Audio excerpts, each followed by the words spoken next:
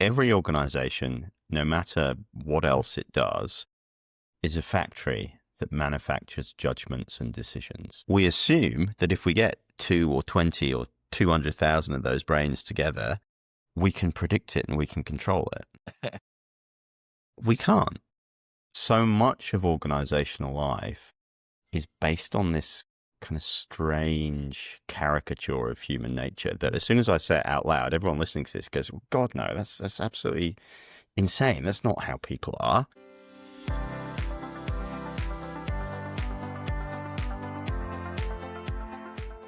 Welcome to Strategy Meets Reality podcast. I'm your host, Mike James, and today I'm joined with James Healy, applied behavioural scientist and author of BS at Work. We get into why so much modern work is nonsense, why metrics distort behaviour, and how organisations accidentally design environments that make people less effective. A refreshing practical conversation on understanding human nature, stripping work back, and doing what actually matters.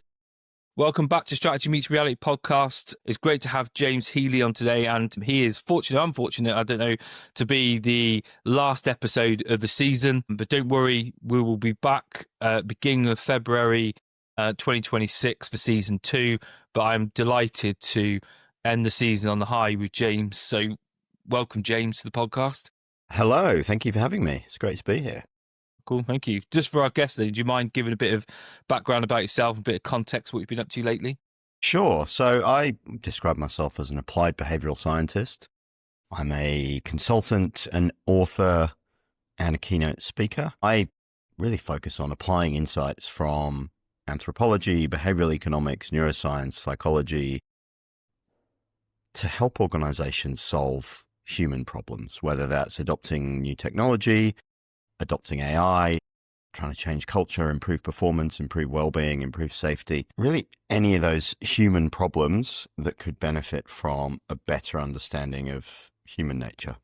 Yes. I think there's a lot of nonsense out there as we get to, and I think you spoke about in your book, BS at Work. I did indeed. So this is the first and won't be the last shameless plug. It's called BS at Work, Why So Much of Modern Work is Bullshit and How Behavioural Science Can Make It Better. Available on Amazon in paperback and Kindle.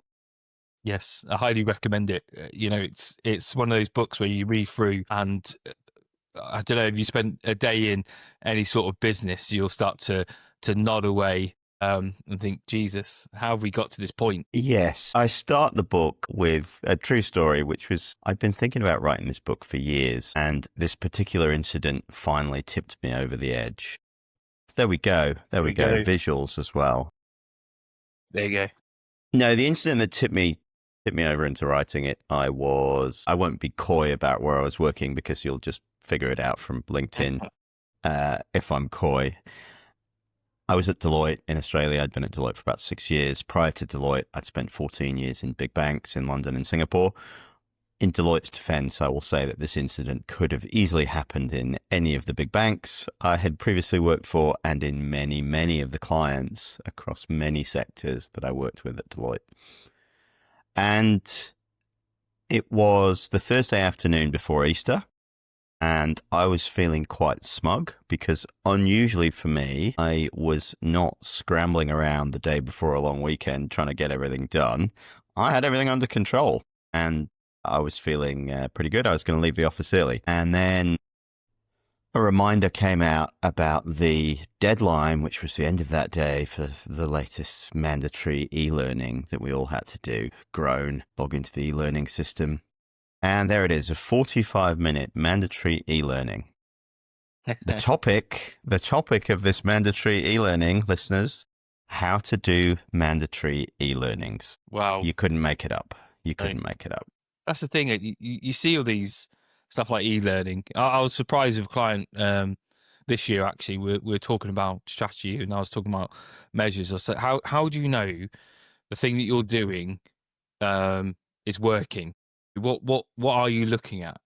And they couldn't tell me, but I was like, so what do you measure? And I was looking at what they measure and I saw on there e-learning.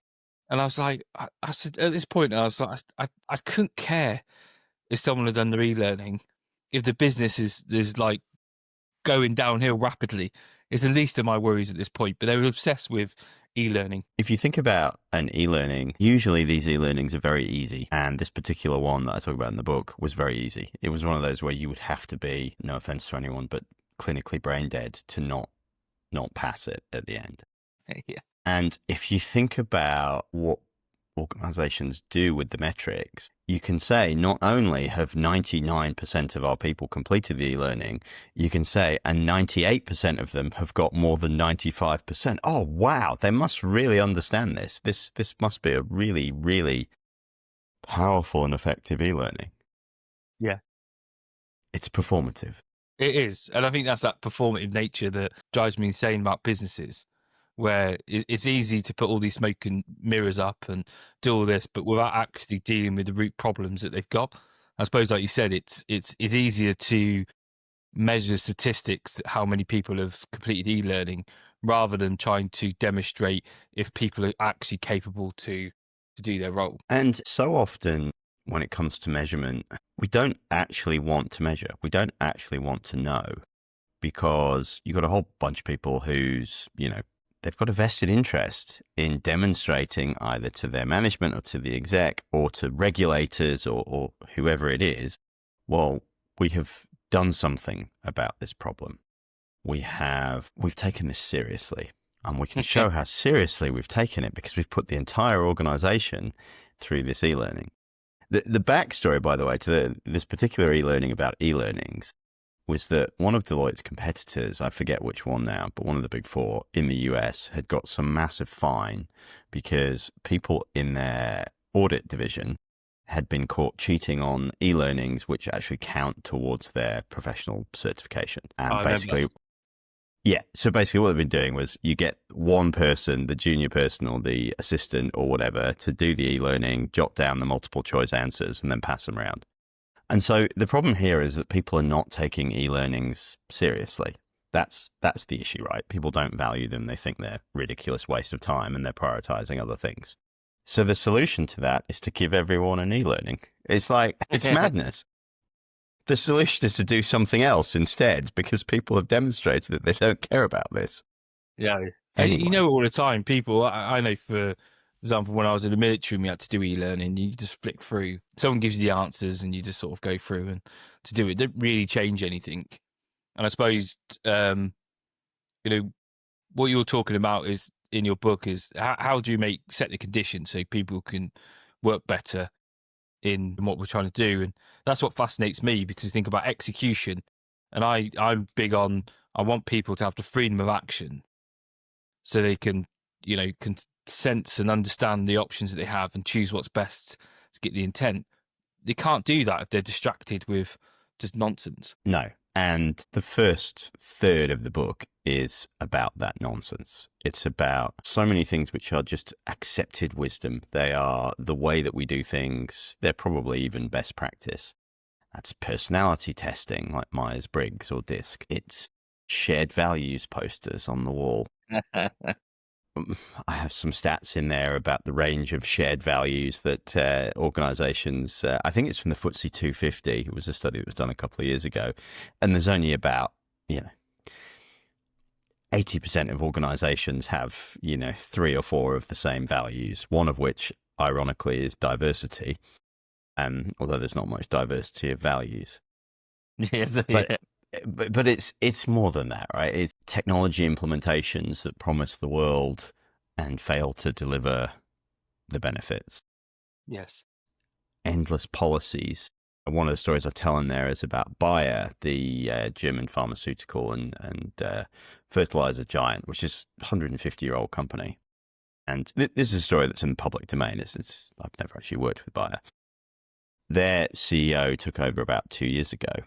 And he announced a massive transformation program because, in his words, Bayer was dying. And the example that he used in his launch speech was the Bayer Employee Handbook, which, in his words, is 1,370 pages long, which makes it, as he put it, slightly longer than War and Peace and a lot less entertaining. Yeah. That's the problem. I think we create all these policies that just basically saps all sense of intuition or initiative from people.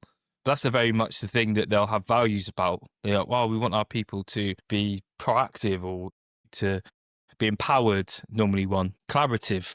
But then they suck all that away with all these stupid policies and this performative nature to try and minimize any form of risk. That's it. And there's a couple of things at play, and one of them, and this is where the book is, although the book is written in a very light-hearted way, this is where the serious, the behavioural science part comes in. The assumption underpinning vast policies, and it's also the assumption that underpins e-learning, to be honest, but the assumption is that humans are basically like computers. And if you give people information, you tell them what to do and how to do it, they will then do it. And so I put it to you, how many people can possibly have read a 1,370-page employee handbook? How many people could possibly read a 70-page handbook, let alone a 1,370-page handbook? But how many people have read it, and bear in mind it will be written in legalese rather than purple prose, how many people have read that, understood it in the way that it was intended to be understood, can remember it, can remember every part of it, and can then execute it in the way that is intended? The answer is zero. That's not the way that humans work. And so much of organizational life is based on this kind of strange caricature of human nature that as soon as I say it out loud, everyone listening to this goes, God, no, that's absolutely insane. That's not how people are. But as soon as we enter the workplace, it's like we all tacitly agree to pretend that that is how humans behave and how humans work, and it's absolutely not. Yeah, and this is I always joke with people saying that the employees you've got in your workplace, they have all got mortgages, they've all got lives outside, they make decisions every day for the best of what's good for their family and or their own life if they haven't got family yet. But as soon as they come into the revolving doors of your organisation, they seem to lose all ability to make decisions. I was like, it's not them. It must be something else. Yeah, they can make decisions. Yeah, it's not me, it's you. But there's a quote in the book, and it's a quote I use a lot. It's a Daniel Kahneman quote, and it's in Thinking Fast and Slow. But he says, every organisation, no matter what else it does, is a factory that manufactures judgments and decisions. And essentially, across the behavioural sciences, if I try and simplify as much as possible, environment shapes behaviour. Environment shapes behaviour far more than we tend to imagine. And your organisation is an environment, whether or not you think of it that way. It is a factory that manufactures decisions and behaviours, as Kahneman says. So the combination of so many factors creates that environment and shapes those decisions. So your processes, your policies, your systems, your physical infrastructure, your location, your office layout, your org chart, your job descriptions, the behavior of leaders, the relationships that people have with each other, with their seniors, with their juniors, with their peers, with their customers, with the regulators, with suppliers. It's this huge, complex mass of factors, but that's what shapes behavior and that's what shapes people's decision making. The thing that the 5 buzzwords that you've put on the poster on the wall, or the legal document that's been written by a committee of lawyers. Yeah. This is the thing that frustrates me the most, and you're thinking, I go by the law of sufficient complexity. If you want to emerge new behaviour, you must change the structure of the environment sufficient enough to merge new behaviour. Otherwise, you just get the same old. And you go into organisations and they go, "Oh, we've got this problem," and they're like, "Oh, why don't we roll out the Lego or make culture shields, and or play games, because then we can then create new values at work." And I was like, that is not going to change people's behaviour. That is just not sufficient enough. But they play these games, and I see all these people that love it. I had a client that had to come and help because they got someone in. They were trying to do a transformation. It wasn't a transformation, but anyway, they conceived it was a transformation. and they express what the transformation would be using Lego, and they wonder why. I'm just going to nod. I'm just going to nod.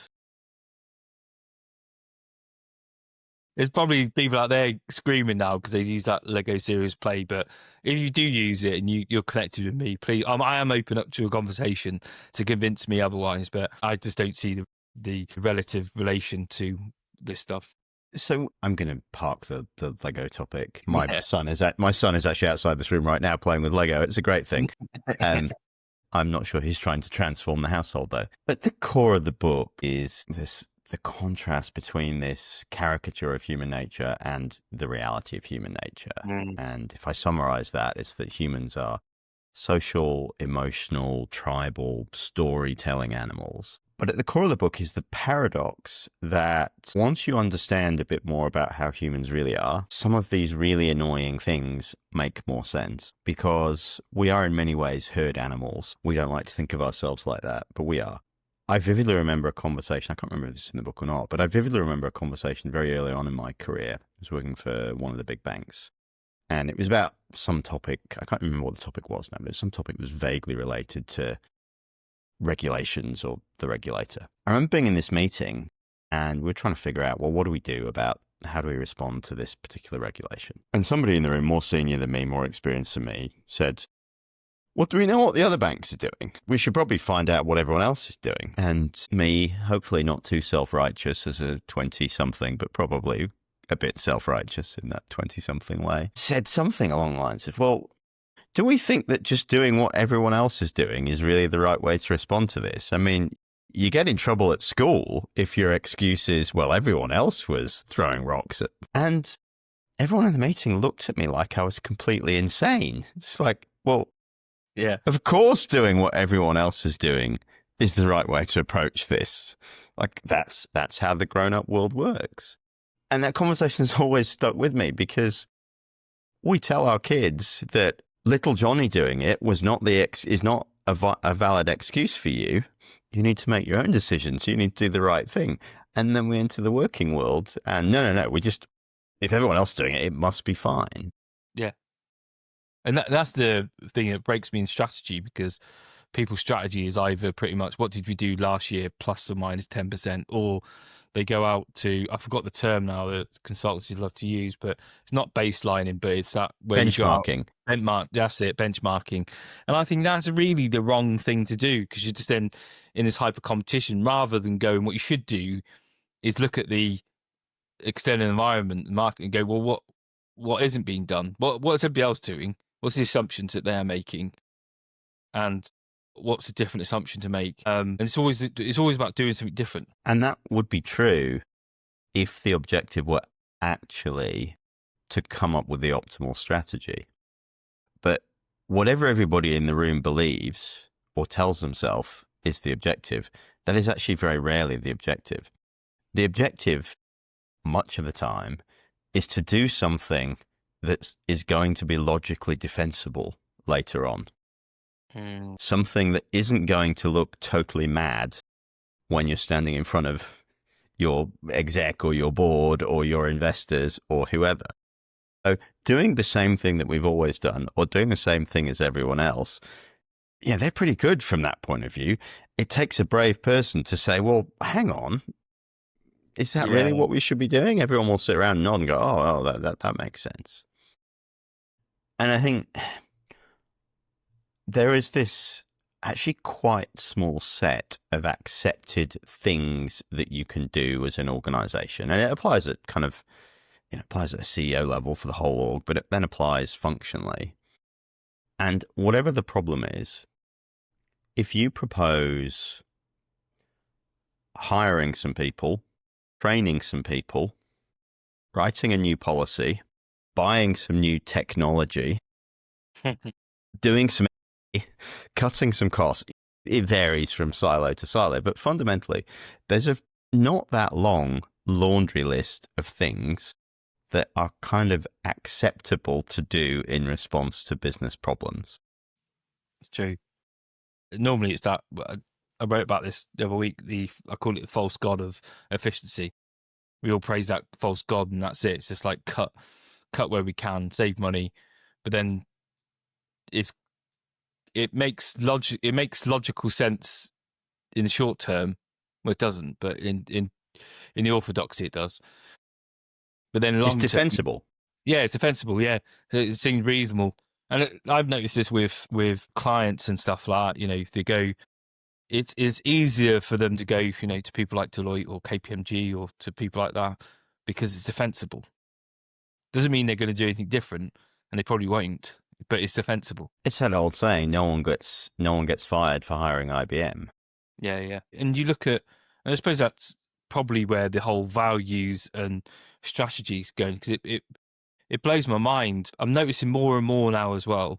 Like the strategies, they're not strategies, but they always keep talking in terms of effects. Like we're going to have engaged people. We're going to have some sort of we're going to be an inclusive organisation. We're going to be talking the size of effects.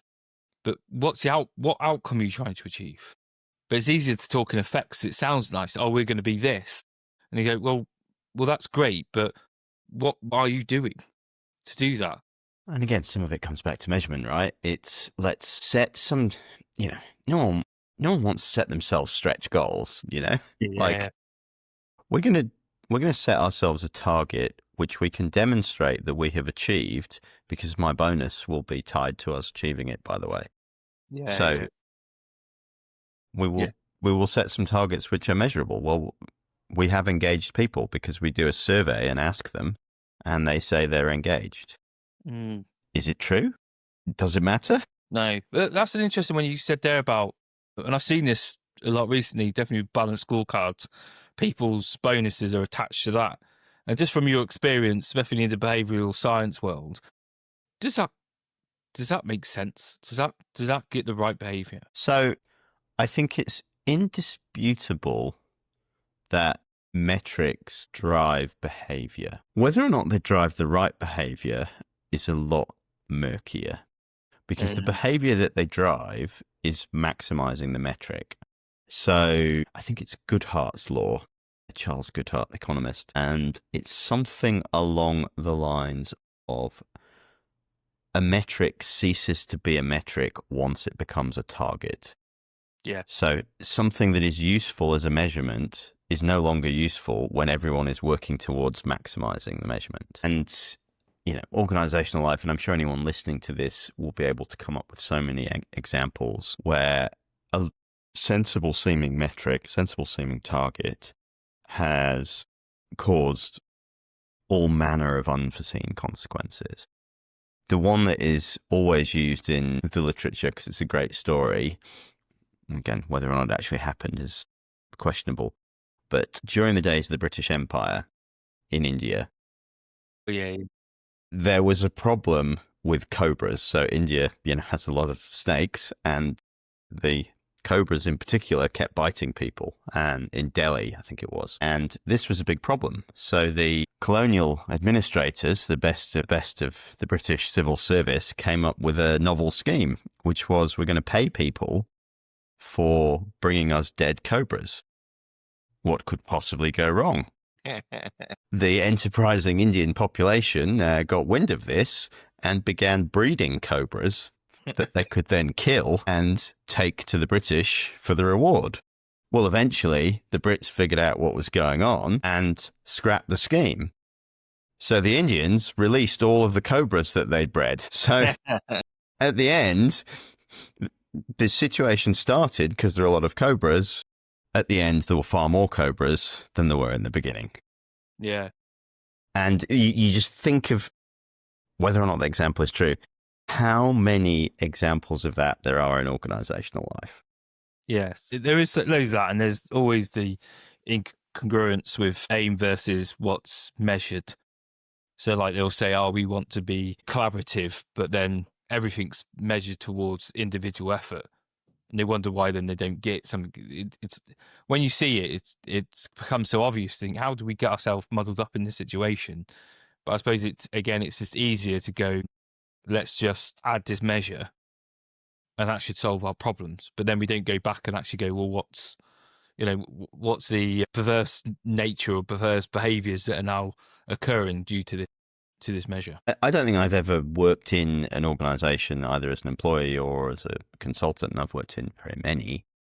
I don't think I've ever worked in one that didn't have collaboration as a value, that didn't talk about how we have a collaborative culture. Very few of them actually did. So often, as you say, we have collaboration or collaborative or whatever, collaborate on the poster on the wall.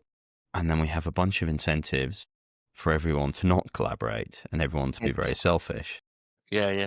And we have a bunch of systems that make it hard for people to collaborate. Or we have organized things such that the people you're supposed to collaborate with are in another building or on another continent, etc., etc. And it's just one example of many, many, many of organizations telling people what we want them to do and then seemingly making it as hard as possible for them to do it. Yes. And then wondering why it's not happening. Yeah. And then because it's not happening, they'll then put more initiatives in the way, more stuff. Correct. There is always more stuff. And the final chapter of the book is some recommendations. It's entitled Prescription.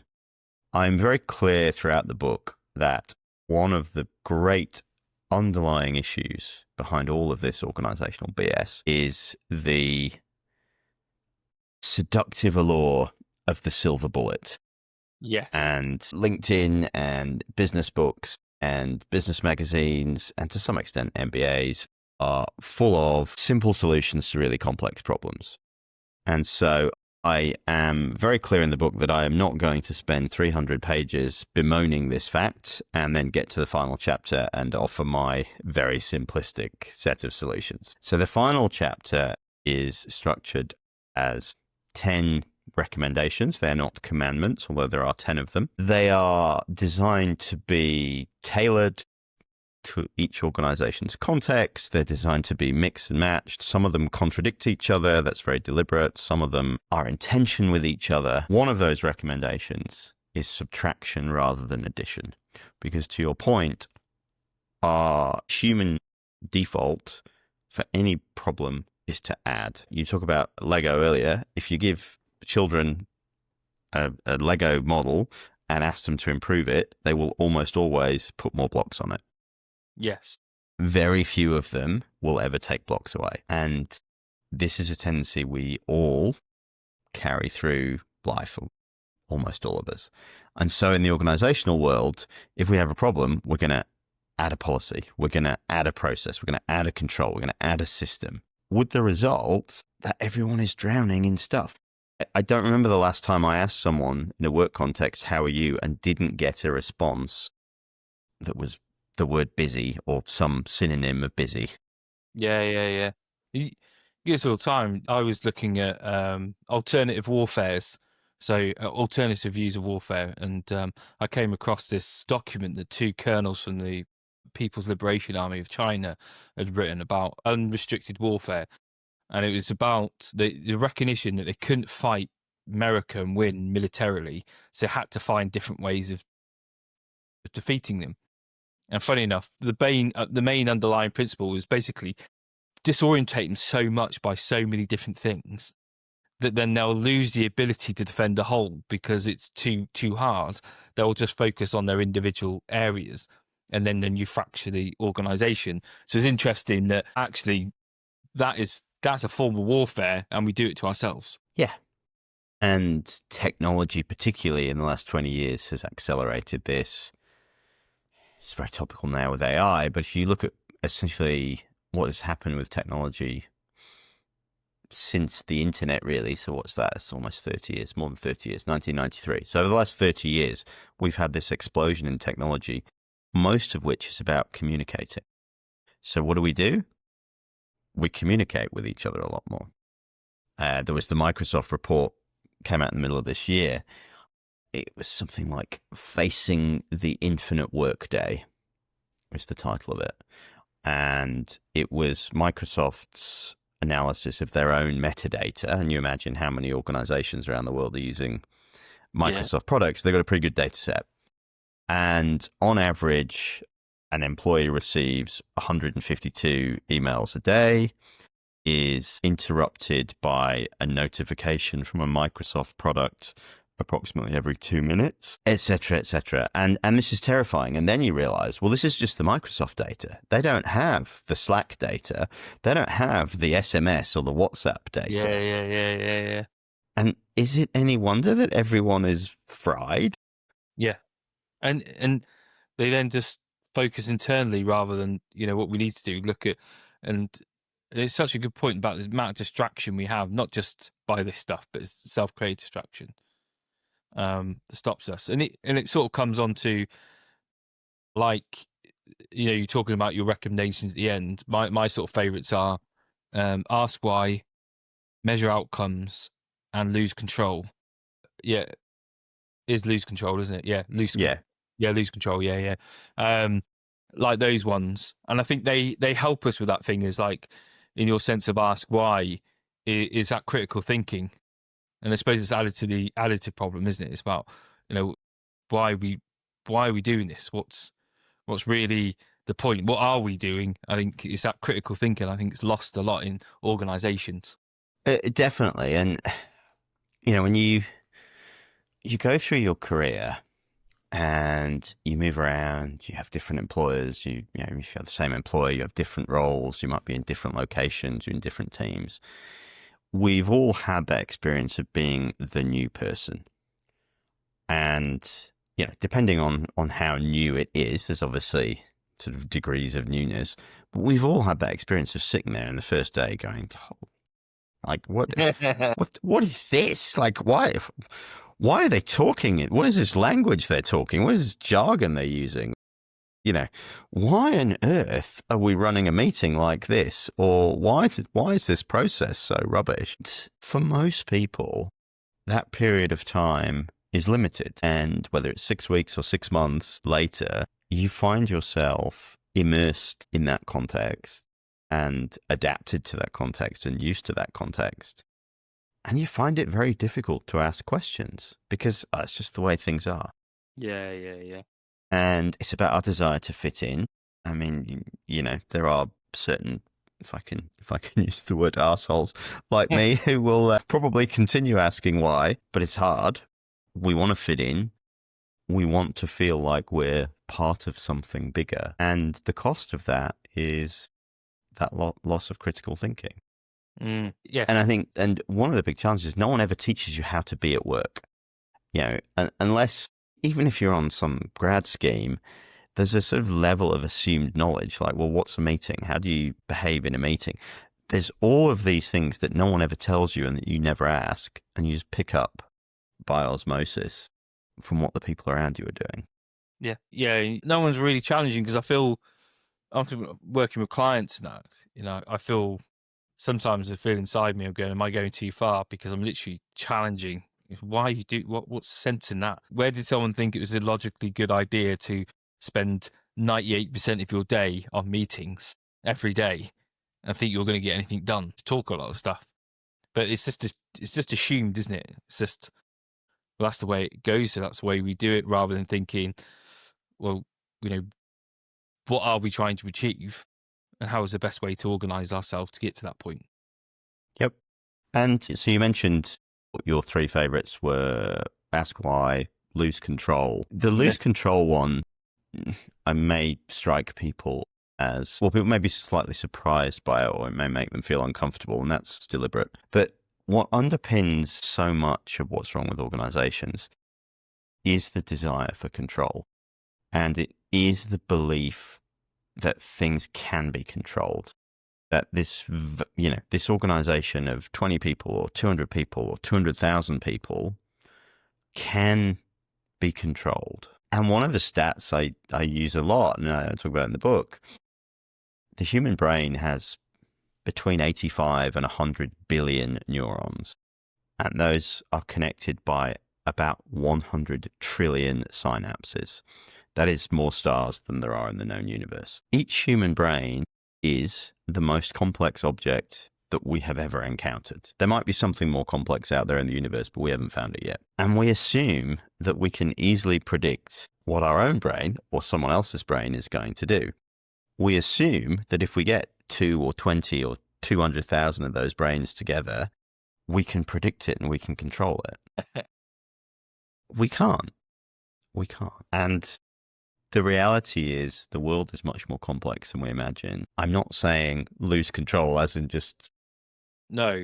chaos ensues, but sometimes we have to just let go a little bit and accept that we don't understand the world nearly as well as we think we do. We can't control the world nearly as well as we think we can. Yeah. And also, we don't need to have all the answers yet.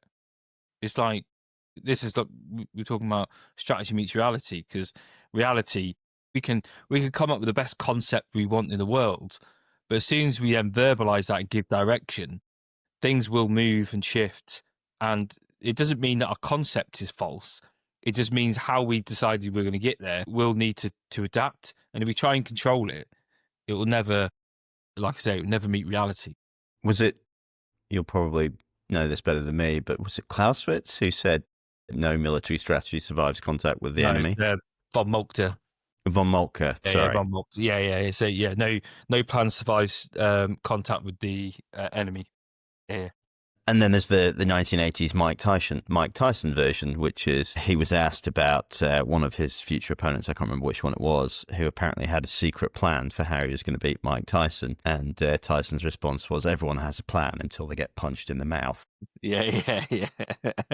It's so true though, isn't it? He's such a wise philosopher. But it's true with that. You know, we all can have a plan, but it doesn't mean it's going to meet reality the way we expect it. So we need to adapt. And that's why I love that lose control, because I've been saying it for so long for leaders, is that we need to give people the freedom of action. Otherwise, we don't give them the freedom of action. They can't adapt to the changing circumstances, and then we will lose. And then because we don't achieve the aim we were expecting, we then just assume it's a performance problem. Because it's a performance problem, then we think we need more training, more e-learning, more controls, more processes, more things like this.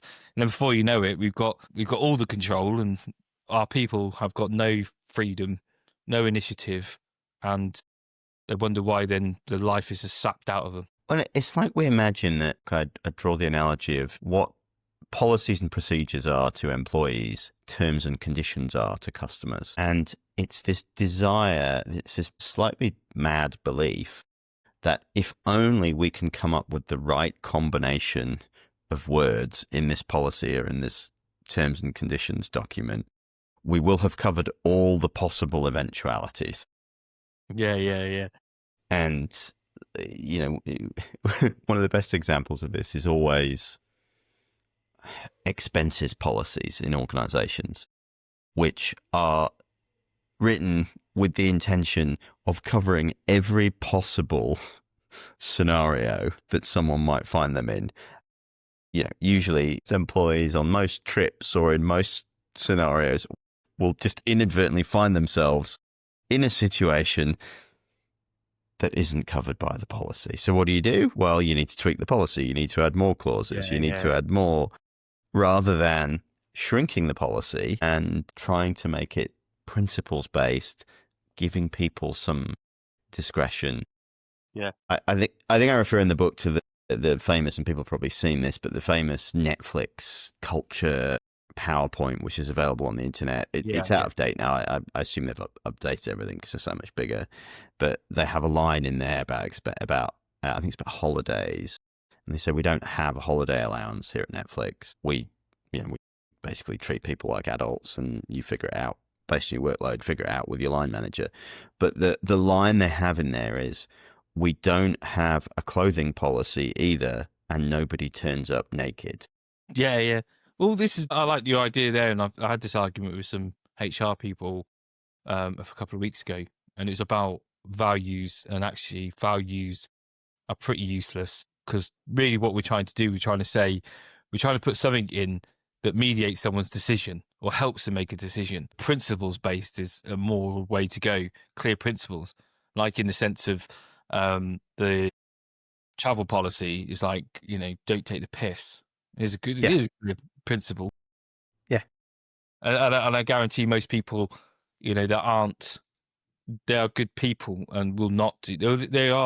You've got the couple odd one or two out of a big company that might, but then you just discipline them and you sort them out. Majority of people won't, but we make it so complex. And that thing around the holidays, I think, goes to my other one that I really like out your principles at the end, which is measure outcomes, because it's the whole sort of 9 to 5 working holidays.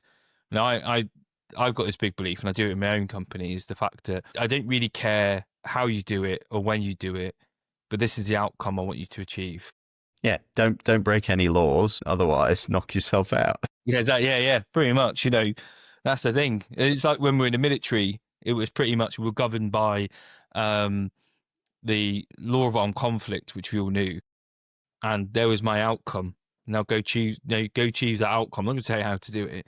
There's the outcome. Yeah, that's the thing out. And I think that measure, because yours is measure outcomes. I think it lines a lot to some of the stuff we're talking about and this conversation, that one, we got to be clear of what the outcome is. And then also, once we identify the outcome, how do we know? How would we know that we've achieved that outcome? And I think that's the thing that we need to concentrate on, not this endless nonsense that we try to measure. Well, yeah, I take it back to where I started, e-learnings. Should we be measuring that people have done the e-learning, or should we be measuring whatever the outcome is that we're trying to achieve with that? Obviously, the latter. It's harder, but it's not impossible. Then you probably find out that some of it's pointless, because some of it's like fraud, the fraud one or thing, and you're like, well, how many people in the organisation actually conducted fraud? Because I know there will be that again. It's that one odd person, but you find out, you discipline them. But I don't think trying to take everyone through fraud training and then measure that outcome. Well, we've spent hundreds of thousands of pounds on this e-learning to roll out to the whole organisation, and the net effect is it's is not changed the outcome of fraud. It's still 1 or 2 people. An example I really like for this. So if you work in banking, if you work in big organizations, you will at some point have done an anti-money laundering e-learning usually. And actually, when you look at it, anti-money laundering is a very serious issue, right? But most people in an organization aren't going to be exposed to it or in a position to identify it, identify potential money laundering or stop it. But everyone ends up having to do the training. And the training is usually very detailed. And it often amounts to a kind of how-to guide. It's sort of like it's like a money laundering for dummies. Like, I've learned a lot. Like, okay, so that's how you would do it. And, it's a bit like having, as a sort of anti-drugs training, here are the manufacturing processes you would need to go through to create your own meth. Like, be on the lookout for this. It's like, this is just a waste of everyone's time. It's counterproductive. Why are we doing it? Yeah. And again, it comes to that, I suppose it's principle yours about do less, which is that additive thing, isn't it? Why the limited resources we have and the limited focus that or people in organizations have, why don't we just, strip it back down to really understand what we're trying to do and maximize the resources towards what's going to make this thing work and be viable? And that's what people want. It's like, you're being there around, making people basically do their best in work, I suppose. People generally want to achieve stuff, but it's pretty hard to get that sense of achievement when you're just doing lots of nonsense stuff and not actually then feel like you're making any difference to the aim. So the do less principle, I was about to say this is my favorite. It's kind of like, choosing your favorite child. Yeah. But I talk in the book about the 4-day work week movement. Not that I'm affiliated with it, but I have some adjacencies to it. A former colleague of mine went on to become the CEO for a couple of years of 4-day week global. And you talk to him or others in the 4-day week movement, because it's a bit of a movement, about what happens in organizations when they start to pilot this as an idea. And essentially, for anyone who's not familiar, the 4-day week, the idea is that you cut everyone's working time by 20%, but you pay them the same amount. Well, what happens is people very quickly make some hard choices. So literally, you can have every Friday off for the rest of your life if you can figure out which 20% of things don't need to be done anymore. And apparently most people in most organizations don't struggle with this. It's not that people are sat around for days and days going, oh my God, how can we possibly stop doing any of this stuff? Everyone instantly comes up, well, we can kill that meeting. No one reads that report. As soon as you add in a constraint like that, it forces people to make choices. Yes. And I think most organizations could probably benefit from an exercise like that. I reckon so. It'd be a good one as well, because every so often you should just have like Guy Fawkes, where they have build an effigy, and that's what you got to do. 20% effigy of all the stuff, and then you put it on the bonfire, and that does not get done again in this organisation. That'd be quite a good ceremony, to be fair. Yeah, I like that as a ritual. You could kill two birds with one stone because it's team bonding. Yeah. That's even better, because once it's sort of gone out and you just got the coals at the bottom, then you get a team thing around walking across the hot coals. There you go. HR would love that. Tick. Yeah, I can definitely see that one taking on. Team building.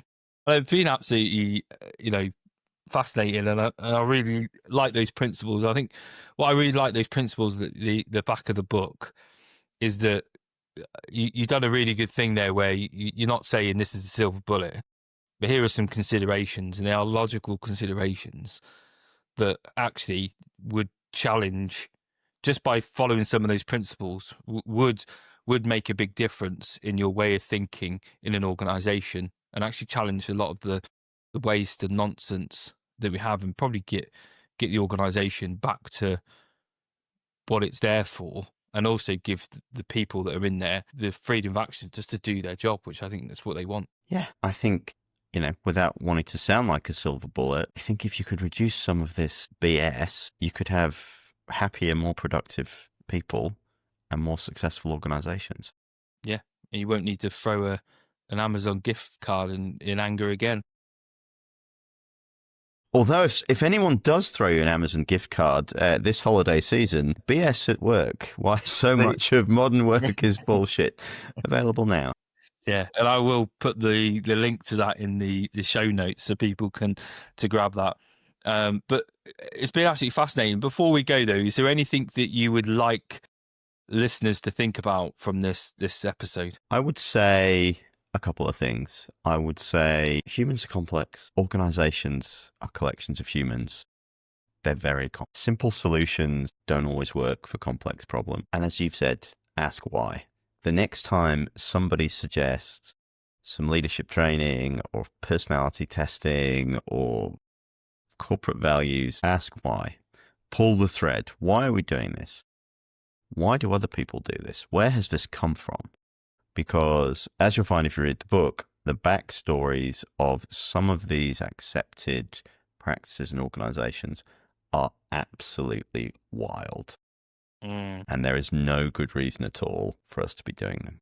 No. And for listeners, when you get to the book, read the story about the guy who created DISC personality assessment. That's a cracker. I don't want to spoil it, but that's a cracker for you. And you'll just wonder why. You will definitely wonder why after that. Indeed you will.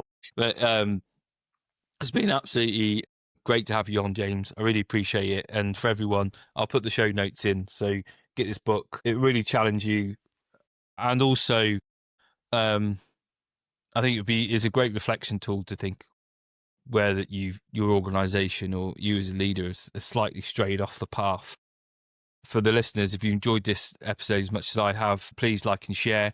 And again, this is our last one of the season, but don't worry, we'll be back at the beginning of February for season 2, which will bring you more great thinkers like James.